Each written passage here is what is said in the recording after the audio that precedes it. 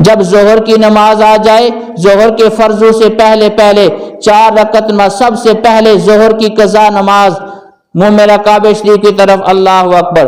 اسے جب ایک دن پورا ہو جائے، دوسرے دن پھر اسی طریقے سے شروع کرے، سب سے پہلی، تو یہ اس کے ذمہ ہے، یہ فرض نماز اس کے ذمہ ہے اور اس کی پوچھ ہوگی، اور یہ پوچھ ہوگی اگر اس کے ذمہ نماز قضائے عمری ہے اور وہ پڑھتا نہیں ہے تو باقی نمازیں نہ ہونے کا امکان ہوتا ہے، باقی جتنے بھی ہیں اور نماز نہ ہونے کا امکان ہوتا ہے اور اسے اس کی پوچھ ہوگی۔ اسی طریقے سے ہمارے روزے چھوٹ جاتے ہیں بیماری کی وجہ سے، 1-2 روزے چھوٹ گئے یا 3-2 روزے چھوٹ گئے، ہماری مائیں اور بہنیں ہیں کوئی توجہ اس کے اوپر نہیں کرتی ہیں، اور ان کے لیے یہ حکم ہے کہ دوسرے رمضان سے پہلے ان روزوں کی قضا کر لیں، ان روزوں کی قضا کر لیں اور پھر رمضان المبارک کے اندر داخل ہو جائیں، ورنہ ان کے یہ روزے نہیں ہوں گے۔ یا آپ اپنے یہ مسائل اپنے گھر کے اندر بتانا کہ یہ ہوتا ہے رمضان المبارک کے لیے اللہ کے پیارے رسول صلی اللہ علیہ وسلم نے تیار رہ کر کے رمضان المبارک کے اندر داخل ہونا۔ تو یہ کچھ ایسے مسائل ہیں، تو رمضان المبارک کے آنے سے پہلے جتنی بھی قضائے عمری ہیں ان کا نیت کر لے، اور جب اچھی نیت ہوتی ہے تو انسان ارادہ کرتا ہے، اور اس ارادے کے اندر انسان کی اگر موت ہو جائے نا تو اس کا حساب نہیں لیا جائے گا۔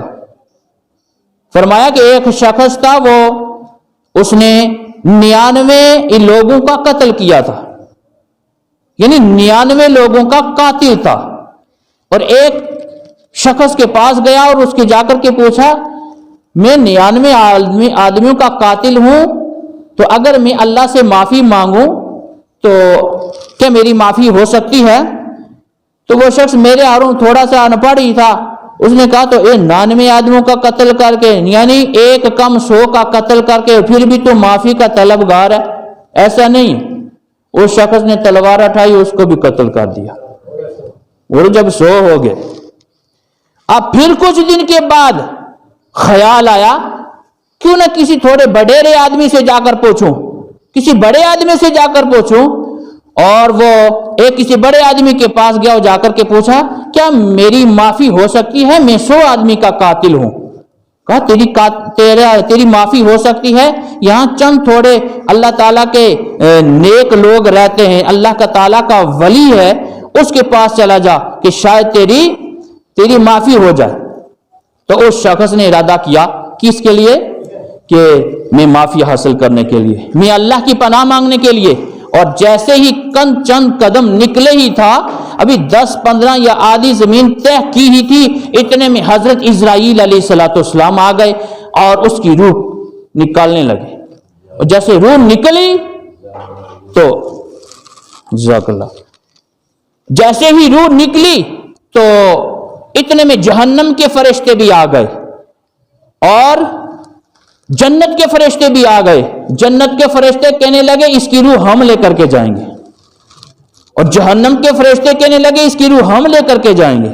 اب دونوں میں بحث مباحثہ ہوا، کہا جنت والے فرشتوں کو کہا کہ تم کیوں روح لے کر کے جا رہے ہو؟ یہ شخص 100 آدمیوں کا قاتل ہے، تم اس کی روح کیوں لے کے جا رہے ہو؟ کہا اس لیے لے کے جا رہے ہیں کہ اس نے ارادہ ٹھیک کر لیا تھا، اس نے اپنی نیت ٹھیک کر لی تھی۔ انما الاعمال بالنیات، اچھی نیت رکھو اچھی عمارت بنے گی، اچھا خیال رکھو اچھی سوچ رکھو اچھے کام بنیں گے۔ اس لیے کہ اس نے اچھی نیت کری تھی اور یہ اللہ کے ولی کی طرف جا رہا تھا، یہ اللہ کے ولی کی طرف جا رہا تھا، تو اس لیے اس کو ہم لے کر کے جائیں گے۔ اور جہنم والے فرشتے کہنے لگے کہ ہم اس کی روح اس لیے لے کر کے جا رہے ہیں کہ یہ 100 آدمیوں کا قاتل ہے، ظالم ہے، جابر ہے۔ کہا جابر تو ہے لیکن اس نے اپنا ارادہ بدل دیا ہے۔ تو اللہ تبارک و تعالیٰ نے کوئی فرشتہ بھیجا ان کا فیصل کرنے کے لیے، کہا کہ دونوں فرشتوں تم پیچھے کی زمین بھی ناپو اور آگے کی زمین بھی ناپو، اگر یہ اللہ کے ولی کے قریب ہے، اللہ کے بزرگ کے قریب ہے تو اس کی نجات ہے، یہ جنتی ہے، اور یہ اگر اپنے گھر کے زیادہ قریب ہے تو اے جہنم کے فرشتے تم اس کو لے جانا۔ اب جب زمین کی باری آتی ہے ناپنے کی، اللہ تعالیٰ کس طریقے سے اپنے بندے کو جنتی بناتا ہے اور کس طریقے سے جہنمی بناتا ہے، اور کس طریقے سے جہنم سے نکال کر جنت کے اندر داخل کرتا ہے۔ والے تیری رحمان، والے تیری کریم، تو اپنی مشیت پر کس طریقے سے ڈٹا ہوا ہے، جو تو فیصلہ کرتا ہے اٹل کرتا ہے۔ اللہ اکبر، ہماری سمجھ میں نہیں آتا ہے۔ اللہ تعالیٰ نے زمین کو حکم دیا، زمین سکڑ جاؤ۔ اب جو فیصلہ، جو اس نے راستہ طے کرنا تھا بزرگ تک، شاید وہ زیادہ تھا تو سکڑ کر کم ہو گیا، تو پیچھے والا زیادہ ہو گیا، تو حکم ہو گیا کہ اس کی نجات ہو گئی۔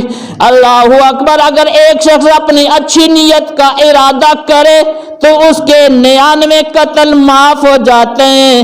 اگر تم بھی اس ماہ شعبان کے اندر سچے دل کے ساتھ توبہ کر کے، استغفار کر کے، رمضان المبارک کے آنے والے مہمان کے لیے تیار ہو جاؤ تو تمہارے جتنے گناہ ہیں معاف ہو جائیں گے۔ اللہ تعالیٰ آنے والے مہمان، آنے والے شب معراج، شب برات کے اندر ہم سب کی گناہوں کی معافی عطا فرمائے۔ اور اس کے اندر ایک بہت غلط، ہمارے سنجیدہ بھائی یہاں بیٹھے ہوئے ہیں، سنجیدہ پیچیدہ آدمی بیٹھے ہیں، شب برات کے اندر ہم اپنے پیسے بچوں کو دیتے ہیں، وہ جا کر کے پٹاخے لاتا ہے، اور وہ پٹاخے لا کر کے رات کو کیا کرتا ہے، بم بلاسٹنگ کرتا ہے۔ اللہ تعالیٰ نے اس رات کو جہنم سے پناہ مانگنے کا، جاگ سے پناہ مانگنے کا حکم فرمایا، اور ہم کیا کر رہے ہیں؟ یہ ہم نبی کی سیرت پر چل رہے والے۔ اللہ کے پیارے، میں نے شروع میں بتایا تھا، اللہ کے پیارے رسول صلی اللہ علیہ وسلم جاتے وقت کیا کہہ کے گئے حضرت اسرائیل کو کہ میری امت کو اتنا سخت عذاب نہیں دینا جان نکالتے وقت۔ کیا ہمیں رسول یاد ہیں؟ اگر ہمیں رسول یاد ہیں تو پھر اپنے بچوں کو پھر یہ فضول جو خرچی ہے نا، یہ نہیں کرنے دیتے، تو اس کے اوپر پابندی ہونی چاہیے۔ کلانی کے اندر اس کے اندر پابندی ہونی چاہیے کہ اپنے بچوں کو باز رکھو، نہ تو اگر یہ شب برات والے دن بھی اگر ایسا کرتے رہے، تم جب مر گئے تو تب بھی کرتے رہیں گے، پھر تمہاری مری ہوئی جو ہڈیاں ہوں گی تو ان کو ثواب نہیں عذاب ملتا رہے گا۔